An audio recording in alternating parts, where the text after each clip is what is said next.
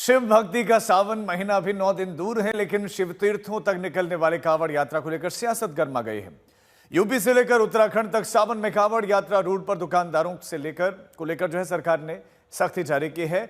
उसे लेकर समाजवादी पार्टी के नेता ने एक विवादित बयान दिया है। उसमें दुकानदारों से नाम पूछने वालों की तुलना पहलगाम के आतंकवादियों से कर दी है।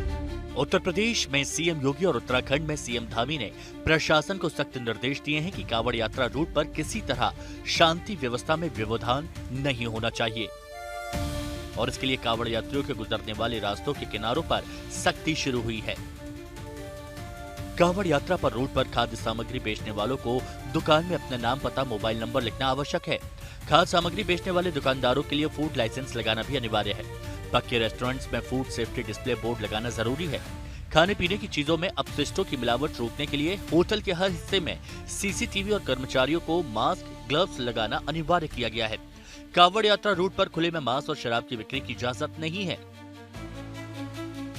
सरकार की ओर से जारी इन दिशा निर्देशों के बाद कई जगह हिंदूवादी नेताओं की ओर से होटलों की जांच पड़ताल की खबरें आईं और फर्जी नाम से होटल चलाने के मामले भी सामने आए। लेकिन अब इस मामले में यूपी में समाजवादी पार्टी ने बड़ा बयान दिया। समाजवादी पार्टी सांसद एसटी हसन ने होटलों, ढाबों, रेस्टोरेंट्स चलाने वालों के लिए नेम प्लेट लगाने के आदेश की तुलना पहलगाम के आतंकियों से की। ये देश के दुश्मनों से मिले हुए लोग हैं जो देश के अंदर शांति नहीं चाहते, जो हिंदू मुसलमान करके यहाँ की आबादी को बांटना चाहते हैं और आबादी बढ़ने के बाद देश कमजोर हो।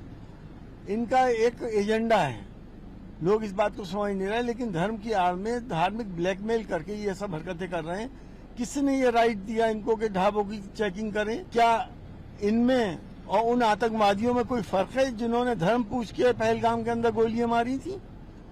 ये भी एक तरह के आतंकवादी हैं और वो भी आतंकवादी थे। रास्ते में नाम बदल करके जो कावड़ उठाने वाले भोले हैं उनके पवित्रता को भंग किया जाएगा तो ये उचित नहीं। नेम प्लेट होनी चाहिए। इसमें प्रॉब्लम क्या है मेरे भाई? अपना ओरिजिनल नाम बताने में दिक्कत क्यों है? ये लोग असल में संस्कृति को, साझा संस्कृति को, साझा विरासत को नष्ट करना चाहते हैं। भक्ति में सरोवर जो लोग आते हैं उनकी सेवा के अंदर सब लोग लगे रहते हैं। वो पूरा मुस्लिम बाहुल क्षेत्रों से गुजरते हैं, मुसलमान भी तमाम खड़े होकर के उनकी सेवा करने का काम करते हैं। इनको इससे भी परेशानी होती है। ये मोहब्बत का देश है, ये नफरत का देश नहीं है। पिछली बार भी इन्होंने कोशिश की थी, लोगों ने फेल कर दिया था, इस बार भी फेल कर देंगे।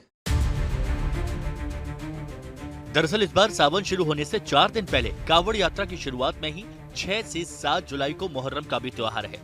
इस मौके की संवेदनशीलता को देखते हुए पुलिस प्रशासन पहले से एहतियात बरत रहा है, लेकिन प्रशासन की सख्ती को लेकर विपक्षी दल मुसलमानों की प्रताड़ना की आरोप लगा रहे हैं।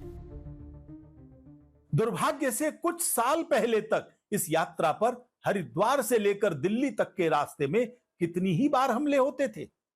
यात्रियों को जाम से मार दिया जाता था, मलमूत्र फेंका जाता था, मांस के टुकड़े फेंके जाते थे, भोजन अपवित्र कर दिया जाता था।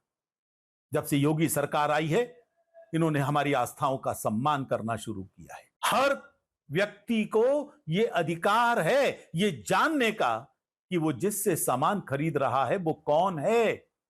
वो उसकी आस्थाओं से खिलवाड़ करने वाला तो नहीं है। ये नहीं चलेगा कि आप नाम हिंदू रखें और काम जिहादियों का करें। हालांकि होटलों, रेस्टोरेंट और ढाबों के बाहर संचालक का नाम, पता लिखने वाला मसला सुप्रीम कोर्ट तक गया था और सुप्रीम कोर्ट ने ऐसी अनिवार्यता को जरूरी नहीं बताया था।